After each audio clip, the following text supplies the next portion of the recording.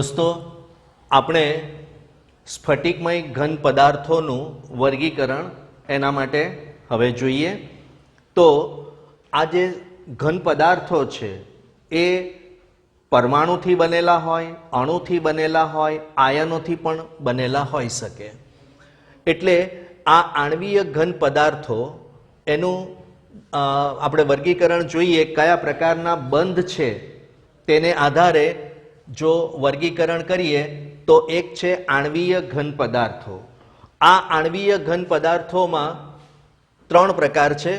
એટલે આ આણ્વીય ઘન પદાર્થોના બંધારણમાં સહસંયોજક બંધ બનેલા હોય છે અને સહસંયોજક બંધથી અણુ સ્વરૂપ બંધારણ બને, પણ એવું માનવાની જરૂર નથી કે માત્ર અણુથી જ આ ઘન પદાર્થ બન્યો હોય, એ પરમાણુથી પણ બનેલો હોઈ શકે। એટલે એ જે બંધ બને છે એને આધારે જે અણુ બંધારણ બને છે એમાં અધ્રુવીય આણ્વીય ઘન પદાર્થો એક પ્રકાર, બીજો પ્રકાર છે ધ્રુવીય આણ્વીય ઘન પદાર્થો અને ત્રીજો છે હાઇડ્રોજન બંધિત આણ્વીય ઘન પદાર્થો। હવે આ અધ્રુવીય આણ્વીય ઘન પદાર્થો કેવા હોય તો તમને ગયા વર્ષે ભણ્યા છો કે H2, Cl2, Br2 આ બધા સમાન પરમાણુથી બનેલા અણુઓ છે અને જ્યારે સમાન પરમાણુઓથી બનેલા અણુ હોય તો એમની વિદ્યુત ઋણતા સરખી હોય। વિદ્યુત ઋણતા સરખી હોવાને કારણે શું થાય તો બંને પરમાણુના કેન્દ્ર આ જે બંધના ઇલેક્ટ્રોન છે એ બંધના ઇલેક્ટ્રોન પર એક સરખું આકર્ષણ બળ ધરાવે અને એક સરખું આકર્ષણ બળ હોવાને કારણે એ અણુ અધ્રુવીય હોય છે, એના ઉપર ધન કે ઋણ વીજભાર ઉત્પન્ન થતો નથી। એવું જ Cl2 અને Br2 માં હોય। એવું જ આર્ગોન, હિલિયમ આ પરમાણુઓથી પણ ઘન પદાર્થ બની શકે જેને આપણે અધ્રુવીય આણ્વીય ઘન પદાર્થમાં જોવો જોઈએ। ત્યાર પછી ધ્રુવીય, એનું એક ઉદાહરણ પણ આપણે અહીંયા જોઈ લઈએ મોડલ દ્વારા। તો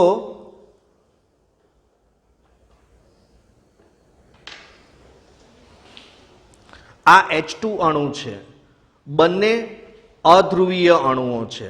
એટલે આ અધ્રુવીય અણુઓ વચ્ચે ક્યાં તો લંડન બળ અથવા જે વાન્ડરવાલ્સ આકર્ષણ બળ કહીએ એ એકદમ નબળામાં નબળું વાન્ડરવાલ્સ આકર્ષણ બળ હોય છે। એટલે આ પદાર્થોના ગલનબિંદુ નીચા હોય છે અને ખૂબ જ પોચા અથવા નરમ હોય છે। એટલે કે આ પદાર્થ આપણે જાણીએ છીએ તે પ્રમાણે સામાન્ય તાપમાને વાયુરૂપ જ હોય, પણ ખૂબ નીચા તાપમાને લઈ જઈએ ત્યારે એ ઘન સ્વરૂપમાં રૂપાંતર પામી શકે। એ જ રીતે આ બે Cl2 અણુ છે અને એ Cl2 અણુ વચ્ચે પણ વાન્ડરવાલ્સ બંધ અથવા લંડન બળ ઉદ્ભવે છે। એવું જ ચોપડીમાં ઉદાહરણ નથી છતાં મિથેન તો CH4 તો આ અણુ પણ અધ્રુવીય છે અને એટલા માટે જ એ સામાન્ય તાપમાને વાયુ છે, પણ નીચા તાપમાને એને લઈ જઈએ તો પ્રવાહી અને એનાથી પણ હજુ નીચા તાપમાને લઈ જઈએ તો એ ઘન સ્વરૂપમાં રૂપાંતર પામે અને એ રીતે આ અધ્રુવીય આણ્વીય ઘન પદાર્થમાં એનો સમાવેશ થાય છે। ત્યાર પછી આપણે જોવાનું છે, એક મિનિટ બંધ કરજો ને। હવે HCl, તો HCl ની અંદર HCl એ અધ્રુવીય અણુ છે અને ધ્રુવીય અણુ છે અને એમાં આ હાઇડ્રોજન પરમાણુ અને Cl પરમાણુ। હાઇડ્રોજનની વિદ્યુત ઋણતા 2.1 છે, Clની લગભગ 3.5 છે। એટલે ક્લોરીન પરમાણુની વિદ્યુત ઋણતા વધારે હોવાને કારણે બંધના જે ઇલેક્ટ્રોન છે એ Cl તરફ ખેંચાશે. પરિણામે Cl પાસે ઇલેક્ટ્રોનની ઘનતા વધી જવાને કારણે Cl પર અંશતઃ ઋણ વીજભાર અને હાઇડ્રોજન ઉપર અંશતઃ ધન વીજભાર, કારણ કે હાઇડ્રોજનનો થોડોક ઇલેક્ટ્રોન ક્લોરીન પરમાણુ તરફ ખસી ગયો છે. એટલે શું થાય કે બીજો હાઇડ્રોજન પરમાણુ આ રીતે ધન વીજભારિત હોય, Cl ઋણ વીજભારિત, તો એમની વચ્ચે જે આકર્ષણ બળ લાગે, આ અણુ ધ્રુવીય છે અને ધ્રુવીય હોવાને કારણે તમે અહીંયા સમજી શકો કે આ Cl ઉપર અંશતઃ ઋણ વીજભાર છે, આ હાઇડ્રોજન પર અંશતઃ ધન વીજભાર છે અને એને કારણે એમની વચ્ચે પ્રથમ જે આપણે અધ્રુવીય અણુઓ જોઈ ગયા એના કરતાં અહીં આકર્ષણ બળ વધારે હોય છે. હવે છતાં પણ આ પદાર્થો પણ પોચા અને ગલનબિંદુ નીચા હોય છે. હવે હાઇડ્રોજન બંધિત આણ્વીય ઘન પદાર્થો, તો હાઇડ્રોજન બંધિત આણ્વીય ઘન પદાર્થનું સારામાં સારું ઉદાહરણ છે પાણી, H2O.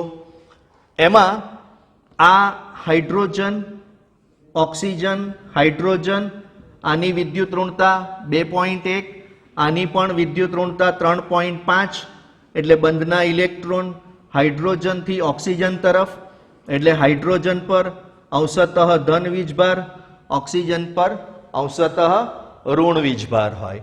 એટલે આ અણુ ધ્રુવીય છે અને એવો જ પાણીનો બીજો અણુ,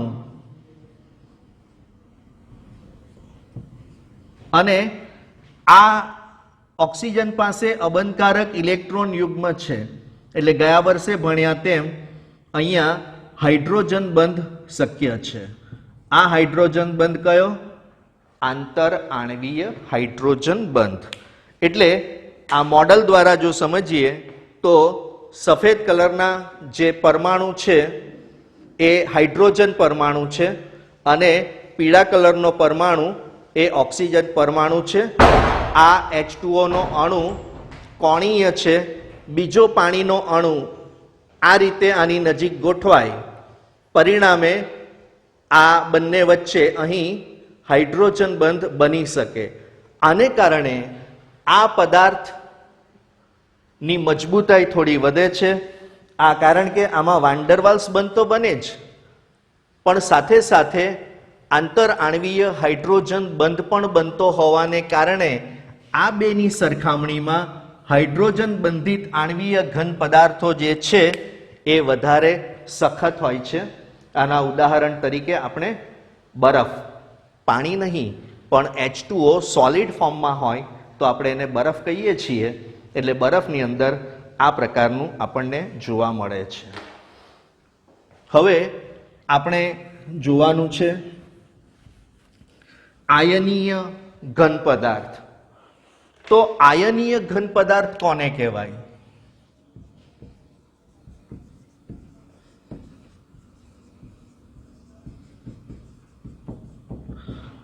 જે પદાર્થના ઘટક કણો, હવે આ ઘટક કણો કેવા હોય?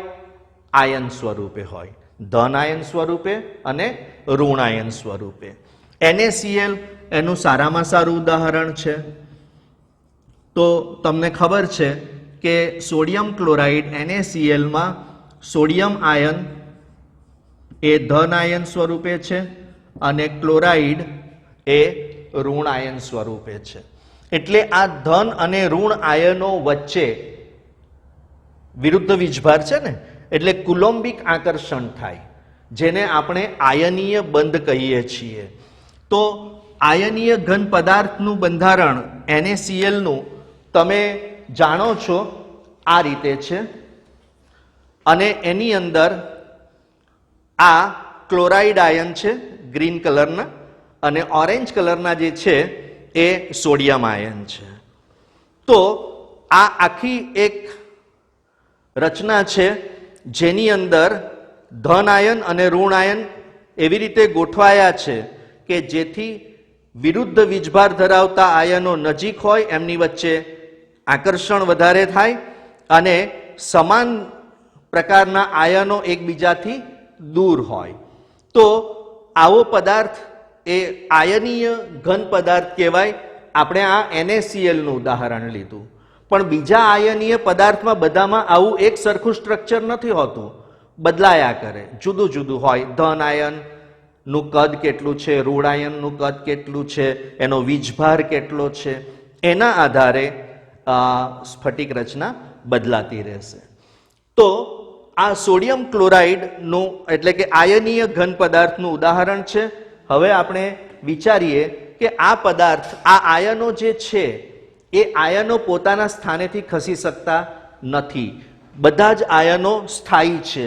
પરિણામ સ્વરૂપ તેઓ સામાન્ય રીતે વિદ્યુતના અવાહક અને ખૂબ જ ઊંચું ગલનબિંદુ, કારણ કે આ જે સ્ફટિક જાળી રચના છે એનાથી એનું ગલનબિંદુ અને ઉત્કલન બિંદુ જે છે એ ઘણા ઊંચા હોય છે. તમે મીઠું ઓગળેલું જોયું હશે, પીગળેલું જોયું નથી, કારણ એનું ગલનબિંદુ ખૂબ જ ઊંચું છે. હવે ત્રીજું છે ધાત્વીય ઘન પદાર્થો. ધાત્વીય ઘન પદાર્થો એ ધાત્વીય, એના જે ધાતુ પરમાણુઓ છે એ ધાતુ પરમાણુની અંદર ધાત્વીય બંધ બનતો હોય છે. અને એ જે ધાત્વીય બંધ છે એ કઈ રીતે બને એવું આપણે ગયા વર્ષે જોઈ જ ગયા છીએ કે જેની અંદર જે ધાતુ કર્નેલ છે એ ધાતુ કર્નેલ કેવા હોય છે? ધન વીજભારિત.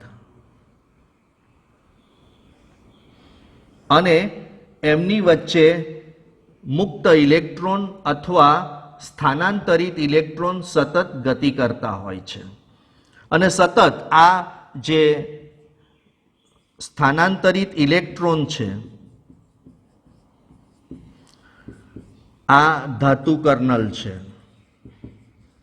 ધાતુ કર્નલ સામાન્ય રીતે આપણે એને ધન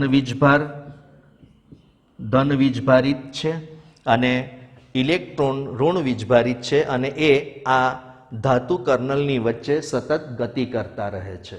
અને એના પરિણામ સ્વરૂપ આ બધા જ ધાતુ પરમાણુઓ એકબીજા સાથે જોડાયેલા હોય છે. આ જે નમૂનો છે એને આપણે ઇલેક્ટ્રોન સમુદ્ર નમૂનો તરીકે જાણીએ છીએ. એટલે ધાત્વીય બંધ સમજાવવો હોય તો આ ઇલેક્ટ્રોન સમુદ્ર નમૂનો આપણને સમજાવવો જોઈએ. હવે થાય શું કે આ જે સ્થાનાંતરિત ઇલેક્ટ્રોન છે એ સતત ગતિમાં હોય અને એના પરિણામ સ્વરૂપ આ બધા ધાતુ કર્નલ એકબીજા સાથે જોડાયેલા હોય. પરિણામ સ્વરૂપ જે ધાતુના ગુણધર્મો છે, તમે જુઓ મોટે ભાગે ધાતુ સામાન્ય તાપમાને પીગળી નથી જતી. થોડીક કેટલીક અપવાદરૂપ ધાતુઓને છોડી દઈએ તો મોટા ભાગની ધાતુઓના ગલનબિંદુ ઉત્કલન બિંદુ ઊંચા છે. પછી એમાં તણાવપણું, ટીપાવપણું, બરાબર, એટલે ઘનવર્ધનીય શબ્દ છે. આ ઘનવર્ધનીય એટલે એવું કે ધાતુને ઘન અવસ્થામાં ટીપીને આપણે જે પ્રકારનો આકાર આપવો હોય એ આપી શકીએ. એ આ સ્થાનાંતરિત ઇલેક્ટ્રોનને આભારી છે, કારણ કે સ્થાનાંતરિત ઇલેક્ટ્રોન બંને બાજુ ધાતુ કર્નલને જકડી રાખે છે, પણ પાછા સાથે સાથે એ સ્થાનાંતરિત ઇલેક્ટ્રોન ફરતા પણ રહે છે, સ્થિર નથી રહેતા. ધાતુનો ચળકાટ જે છે એ પણ આપણે આના દ્વારા સમજી શકીએ. તો ધાત્વીય ઘન પદાર્થોની વાત થઈ. હવે આપણે ચોથું જોવાનું છે સહસંયોજક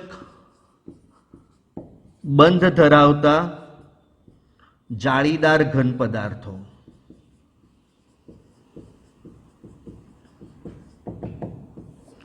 જુઓ, સહસંયોજક બંધ તો અહીંયા પણ બન્યો, પણ અહીંયા શું થયું? લિમિટેડ પરમાણુ 2, 3, 4 આવા પરમાણુઓથી જ એમની વચ્ચે જ બંધ બને, સહસંયોજક બંધ. જ્યારે હવે જે આપણે બહુ સહસંયોજક જાળીદાર ઘન પદાર્થો છે એની અંદર એને જોઈએ તો એના ઉદાહરણમાં એક છે સિલિકોન કાર્બાઇડ, પછી સિલિકા એટલે રેતી, બધા ખડકો પણ આની સાથે સંયોજિત અવસ્થામાં હોય, તે ઉપરાંત હીરો, ગ્રેફાઇટ.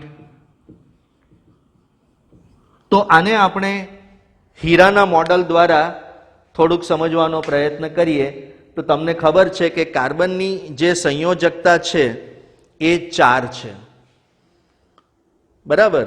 એટલે આ એક કાર્બન પરમાણુ અન્ય 4 કાર્બન પરમાણુ સાથે વચ્ચે જે સફેદ દાંડી દેખાય છે એને આપણે સહસંયોજક બંધ સમજીએ તો આ એક કાર્બન પરમાણુ સાથે બીજા 4 કાર્બન પરમાણુ જોડાય અને એ રીતે બધી બાજુએ આ રચના વિસ્તરે છે અને એના પરિણામ સ્વરૂપ આ જે બંધારણ બને છે એ ત્રિપરિમાણીય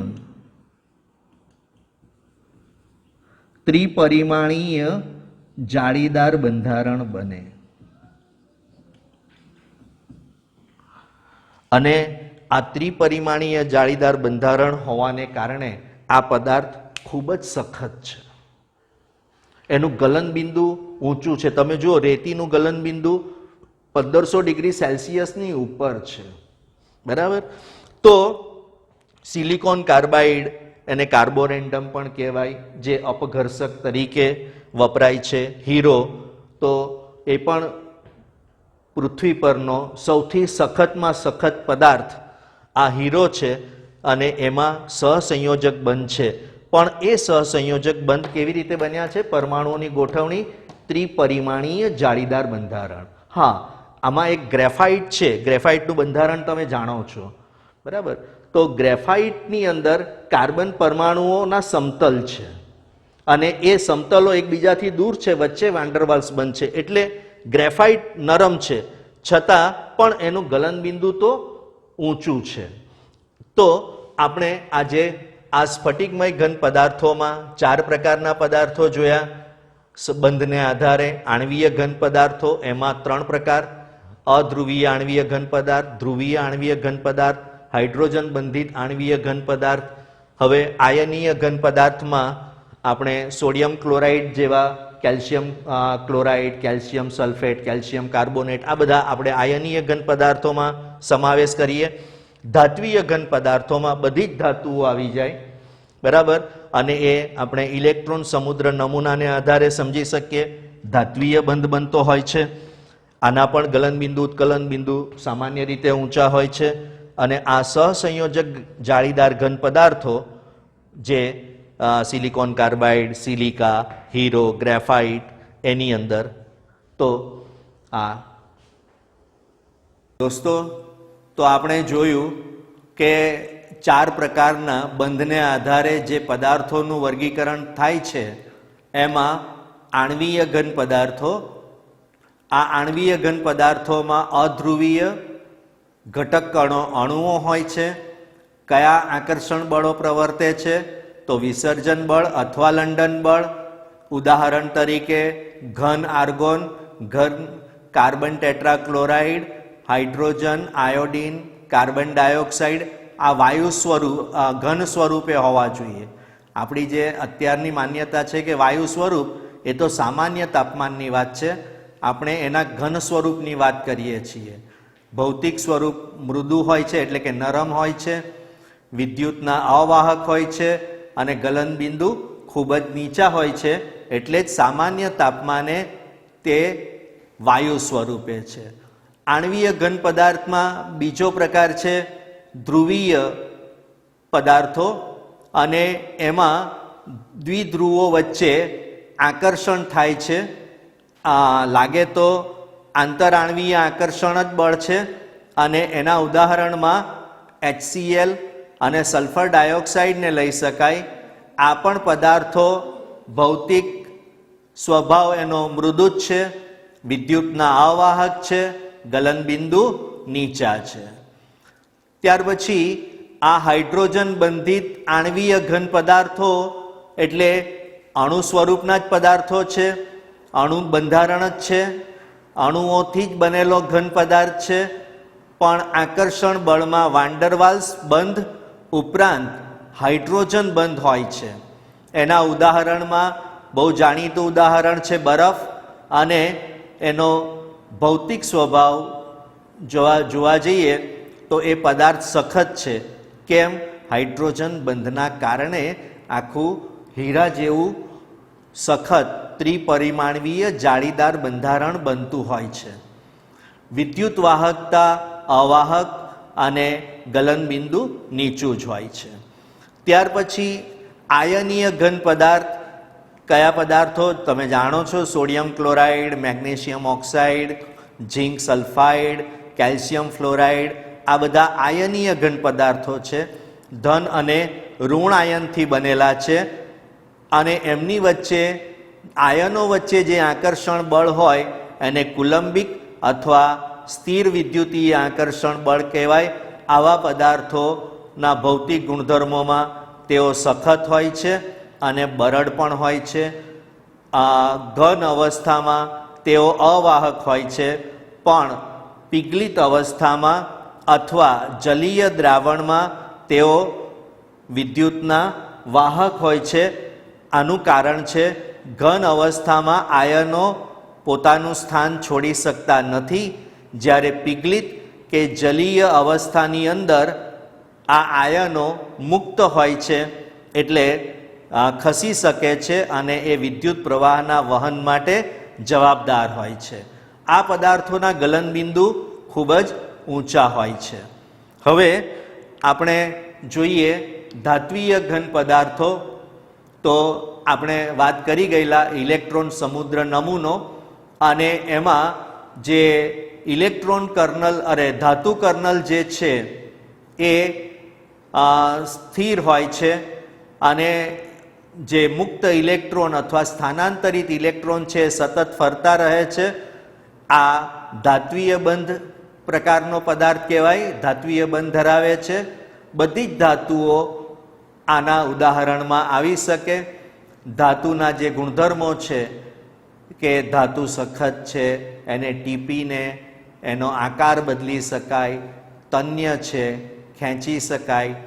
તો આ રીતે અને ઘન અવસ્થામાં તેઓ એના જે ગલનબિંદુ છે ખૂબ જ ઊંચા છે, પણ ઘન અવસ્થા અને પીગલિત અવસ્થામાં તે વિદ્યુતનું સુવાહક હોય છે, ઉષ્માના પણ સુવાહક હોય છે.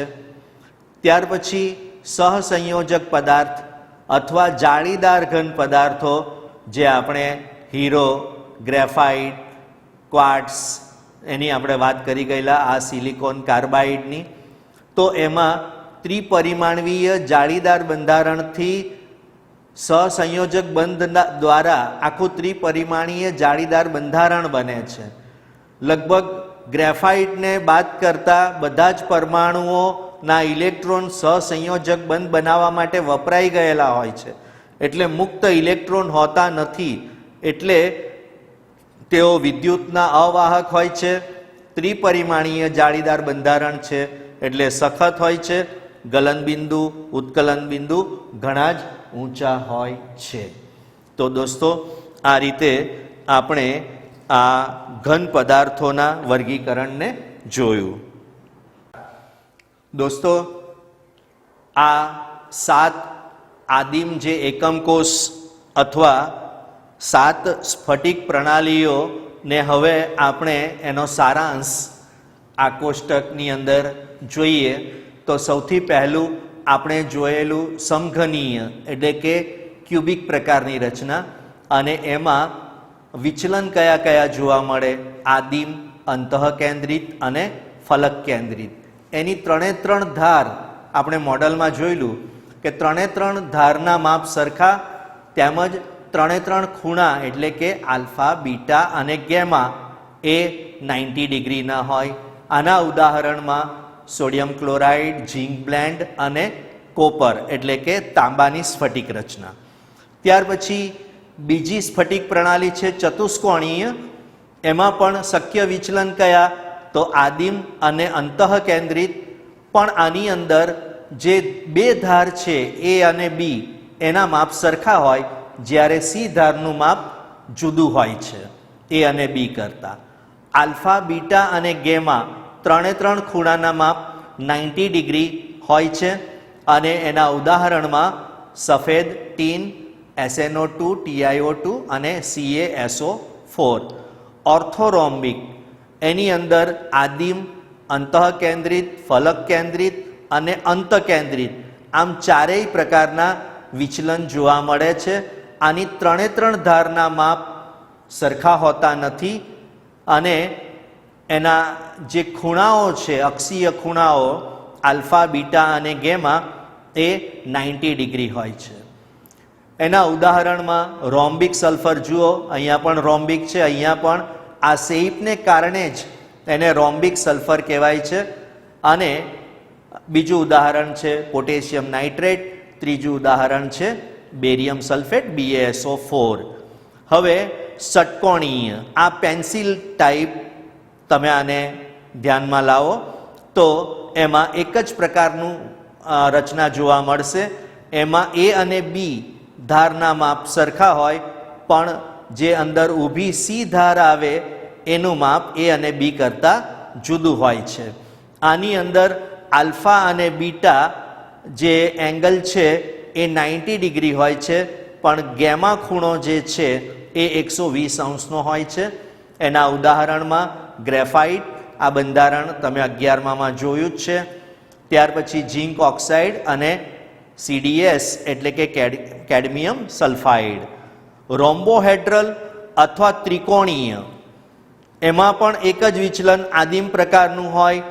આની અંદર એ, બી અને સી ત્રણે ત્રણ ધારના માપ સરખા છે, પણ આલ્ફા, બીટા અને ગેમા આ બધા ખૂણા એક સરખા માપના નથી અને એના ઉદાહરણમાં કેલ્સાઇટ અને સિનેબાર છે.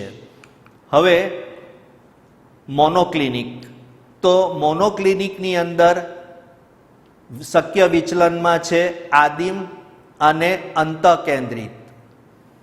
આની ત્રણે ત્રણ બાજુના માપ જુદા જુદા છે. એ, બી અને સી ત્રણે ત્રણ બાજુના માપ જુદા છે. આ આલ્ફા અને ગેમા 90 ડિગ્રી છે, પણ બીટા ખૂણો જે છે એ 90 ડિગ્રી નથી.